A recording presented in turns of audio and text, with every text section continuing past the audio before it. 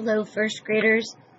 Today we're going to kind of have some fun here with our discoveries. For this lesson, we're going to start out by doing a texture hunt. And a texture hunt takes a little bit of time, so moms, dads, grandmas, grandpas, aunts, uncles, brothers, sisters, everybody can get involved, but you probably really want to monitor this to make sure that they don't accidentally color on things they shouldn't be coloring on. We are using a piece of white paper. This is just simple like printing paper. And I'm going to take my piece of paper and I'm going to go around my house and I'm going to look for things that have texture. And texture is when for example, if I took this thing of color sticks here, if I rub my hand across it, I could feel the color sticks. Well, when you can also rub your hand across. Well, you can also lay your piece of paper down on top of it and take a crayon, and you probably want to use your broken crayons because they seem to work the best. And lay your paper on top of it and rub. Okay, and so when I rub my crayon on it, you can see I am creating the texture of those color sticks. Okay, so we're going to take our broken crayons or crayons without paper on at least, and you're going to work with them on the side this way.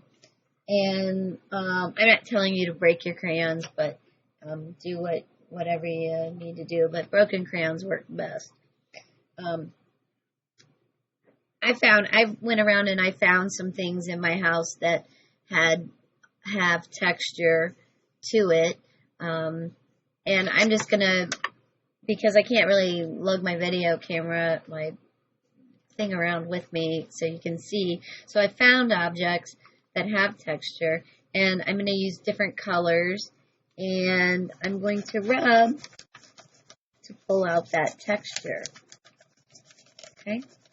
And yes, the texture can be on top of each other. So there I got a nice circle out of this. I bet I could get that circle right there in the middle too if I tried. I get the dot. I get that little dot right there. So I'm gonna find things around my house. This has texture on it that I can rub with different colors, and I'm gonna fill my paper. I want to fill the whole paper.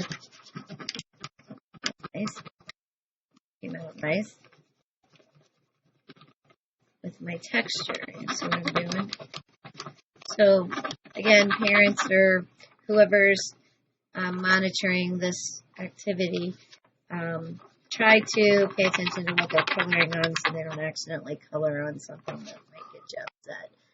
Okay? But it all comes out. I have, I don't know if this one is going to work. Sometimes books have texture to them. They might be leather bound and they might have a texture. Oh, that's nice. You can see, I don't know if you can see that or not, but that was a nice texture that came out. Let's see if I can open that up. Can't really see it too well on the camera, but there you go, you can see the texture. And so the object of today's lesson is for you to go around your house and find things that might give you, I've got a basket right here that's got some texture to it, that might give you some texture.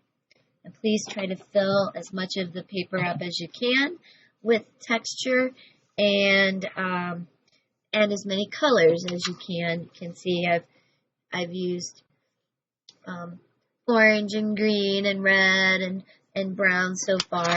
And I want to put some blue, something in there that's blue. Let's see if I can find another piece. Oh, I wonder what the piece of sandpaper that would look like.